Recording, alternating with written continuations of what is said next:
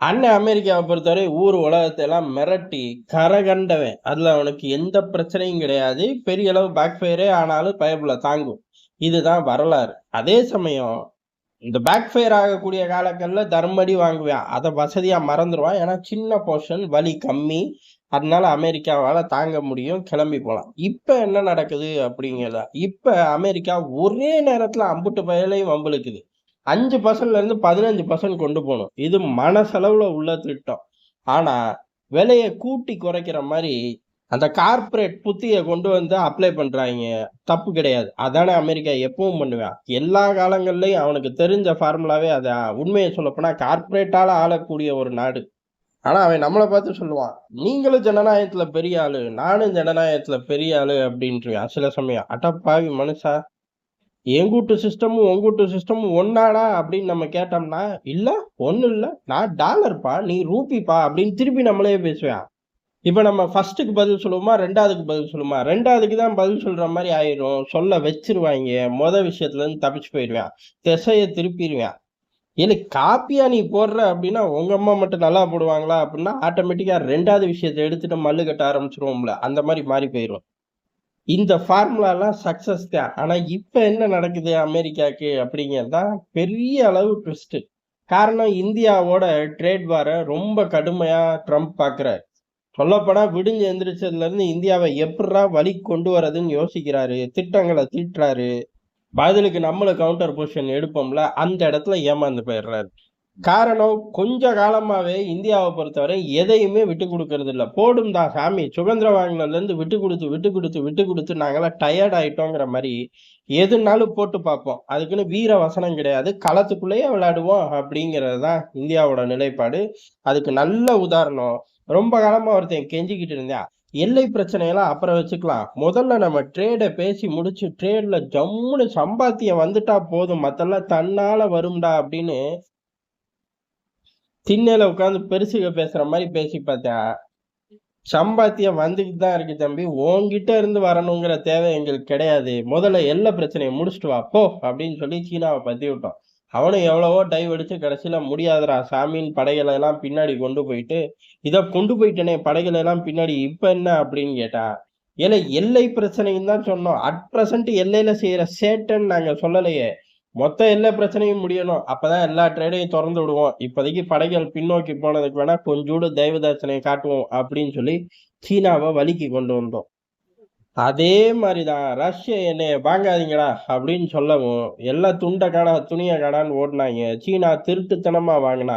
India மட்டும் அதெல்லாம் கிடையாது, எனக்கு இது அத்தியாவசியம், வேணும்னா ஐநால போய் தடை போட்டு வாங்கிட்டு வா அப்படின்னு சொல்லி கெத்தா எண்ணெயை வாங்கி திருப்பி இவர்களுக்கே ஏற்றுமதி பண்ணோம். எந்த வெக்கங்கெட்ட பையன் ரஷ்யா எண்ணெய்க்கு தடை போட்டானோ அதே வெக்கங்கெட்ட பையலுக்கு இந்தியா ஏற்றுமதியும் பண்ணுச்சு.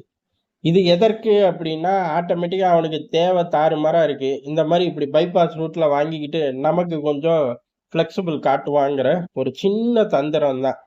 இப்படி எல்லாத்தையும் விடாப்பிடியா நின்று சாதிச்ச இந்தியா கிட்ட ட்ரேட் வார் செல்லுபடி ஆகாதுன்னு இப்ப இந்தியா அடிச்சு சொல்லிடுது. காரணம் என்ன? ஏழை வெள்ளை மளிகையை வச்சா நாங்க ட்ரேட் பண்ண முடியும், நாங்க எங்க ஊர்ல இருந்தே ட்ரேட் பண்ணிக்குவோம் ஓடியா அப்படின்னு சொல்லியாச்சு. அதே சமயம் ட்ரேடு அப்படிங்கிறத மொத்தமா முடிச்சு விட்டோம். காரணம் என்ன? ஒவ்வொரு நாட்டோட தகுதியை வச்சுதான் நாங்க ட்ரேட் பண்ணுவோம். இன்னொரு பையன் வந்து இந்த இவன்ட்ட கொஞ்சம் வாங்கிக்க அவன்கிட்ட கொஞ்சம் வாங்கிக்கன்னா நாங்க கேட்க மாட்டோம் படா அப்படின்ட்டோம். இப்படி சொல்லக்கூடிய காலகட்டம் அப்படிங்கிறது டிஃபென்ஸ்ல பெரிய அளவு பர்ச்சேஸ் ஆர்டர் உனக்கு இல்ல தம்பி அப்படின்னு சொல்லி பேர் சொல்ல விரும்பாத அதிகாரி வெளில வந்து சொல்லிட்டு போயிட்டாரு. அதாவது இந்தியா அப்படி சொன்னுச்சு, அமெரிக்கா மிரண்டு போச்சுன்னு டெல்லியில ஒரு அதிகாரி பேரை சொல்லாம விஷயத்த சொல்லிட்டு ஓடி போயிட்டாருப்பா அப்படின்னு ஏஜென்சிகள் பிரேக் பண்றார்கள்.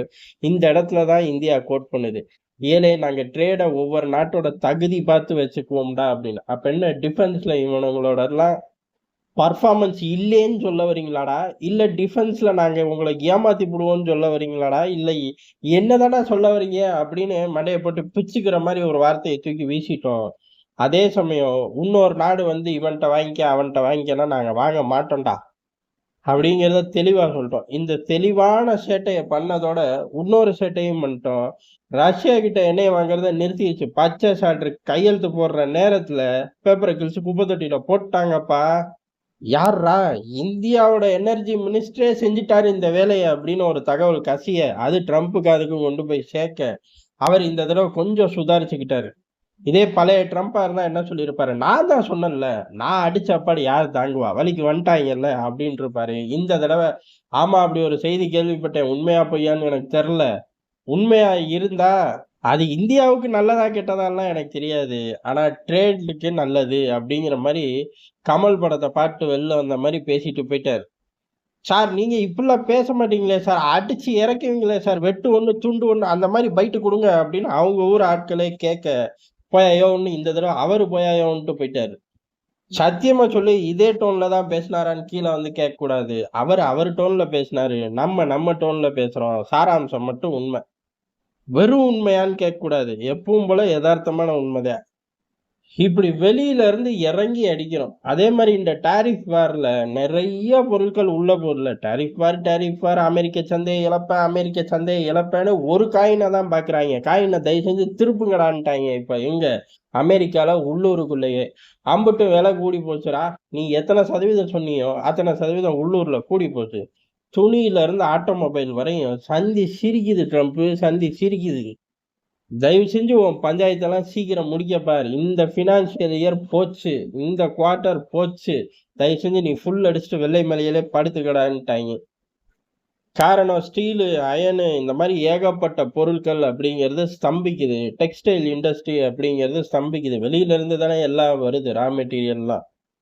அப்ப மார்க்கெட் அடி வாங்குது, மக்களோட பர்ச்சேஸ் திறன் குறையுது, பெரிய அளவுல அங்க காத்து வாங்க ஆரம்பிக்குது. எல்லாம் குறையும் போது எங்க வந்து நிக்கும், அன்எம்ப்ளாய்மெண்ட் வந்து நிக்கும். மத்த ஊர் மாதிரியா அங்க எம்ப்ளாய்மெண்ட் டேட்டா வரிசையா விட்டுக்கிட்டே இருப்பாங்க. ஏதோ இங்க மார்க்கெட் அப்டேட் மாதிரி டம்முன்னு வரும். இப்படி டம்முன்னு வரக்கூடிய இடத்துல ட்ரம்ப் இந்த மாதிரிலாம் ஆடிக்கிட்டு இருந்தா அப்பயோன்ட்டு போயிடுவாங்க. நம்மளை தொட்டு இவ்வளவு நாள் ட்ரேட் வார் நடந்ததெல்லாம் வேற மாதிரி அக்கப்போரா இருந்துச்சு. இந்தியாவை தொட்டதுக்கு அப்புறம் இந்தியா பதிலுக்கு உரிச்சு எரிஞ்சிருச்சுன்னே சொல்லலாம். இல்ல நீ இந்திய பாசத்துல உட்கார்ந்து கொஞ்சிக்கிட்டு இருக்க மைக்கோட அப்படின்னு கேட்டா உண்மையிலேயே அதான் நடக்குது.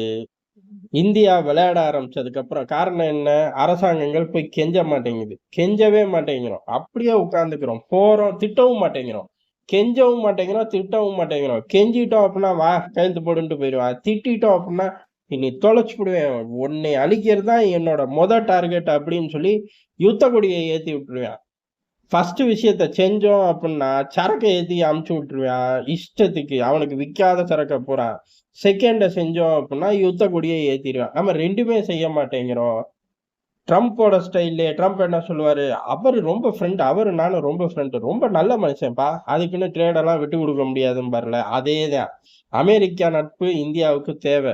அமெரிக்கா நட்பு எப்பயும் தேவைன்னா எப்பயுமே இந்தியா நடந்துக்குது. நாங்க மட்டும் கிடையாது, ஒட்டுமொத்த சுதந்திர இந்தியா வரலாற்றிலே அமெரிக்காவா தேவை அப்படின்னு தான் நாங்க கத்தியிருக்கோமே ஒழிய ஒரு நாள் அமெரிக்கா தேவையில்லைன்னு கத்துனது இல்லை அப்படின்னு சொல்லிட்டு சண்டை போட மாட்டேங்கிறோம். சரி தேவைங்கிறியடா, தயவு செஞ்சு வாங்கிக்கடா அப்படின்னு கேட்டா இல்ல செல்லாது, விலை கூட இருக்கு, எங்களுக்கு இது தேவையும் இல்லை, வா பேசுவோம் அப்படின்னு கூப்பிட்டுறோம். சரி உட்கார்ந்து பேசுங்கடா அப்படின்னு கேட்டா நீங்க கொண்டு வர ஜாமான்லாம் எங்களுக்கு தேவையில்லை, கோழி கால் தேவையில்லை, பால் தேவையில்லை, மரபணு மாற்றம் தேவையில்லை, இதெல்லாம் தேவையில்லை, ஆனா உங்களுக்கு தேவையான கோல்டை கூட வாங்கிக்கிறோம், கேஸை கூட வாங்கிக்கிறோம், இப்படி போட்டு பேசிக்கிட்டு இருக்கோம். அதே மாதிரி பர்ச்சேஸ் ஆர்டர், டிஃபென்ஸ் பர்ச்சேஸ் ஆர்டரை பத்தி யோசிக்காத அப்படின்னு சொல்லி மிரட்டிக்கிட்டு இருக்கோம் தனியா டேபிள்ல. இந்த விளையாட்டை உலகத்துல இதுவரை ஒரு பயம் விளையாடல. பிரேசில்லாம் என்ன மிரட்டிக்கிட்டு இருக்காங்க, நேரடி சண்டைக்கு போய்கிட்டு இருக்காங்க. ஐரோப்பிய யூனியன் காலில் விழுந்துட்டாங்க, ஐரோப்பிய யூனியன் பொதுச் செயலாளர் காலில் விழுந்து கையெழுத்து போட்டு போயிருச்சு. பிரான்ஸ் எல்லாம் இப்போ உட்காந்து திட்டிக்கிட்டு இருக்காங்க. ஏலே அது எப்படி அவங்களை கேட்காமையாடா அந்த அம்மா கையெழுத்து போட்டுச்சுன்னு கேட்டா அதெல்லாம் தெரியல, இதை அப்படியே மாத்தணும் தெரியுமா அப்படின்னு மேக்ரானே வீரவசனம் பேசுறாரு. சான்சலரை காணா, இந்த ட்ரேட் விவகாரத்துல சான்சலர் வாயை திறக்க மாட்டேங்கிறாரு. யாரு, ஜெர்மன் சான்சலர் மெர்ஸ் எங்கேயோ மெர்சலாய் உட்காந்துக்கிட்டு இருக்காரு அட்டைக்கு. ஆனா இந்தியா தான் தனியா ஒரு ரூட் எடுக்குது, அடிக்கிறோம், கொஞ்சம் உட்கார்ந்து பேசுறோம். இது அமெரிக்காவே எதிர்பார்ல, தடுமாறிக்கிட்டு இருக்காங்கிறது தான் யதார்த்தமான உண்மை.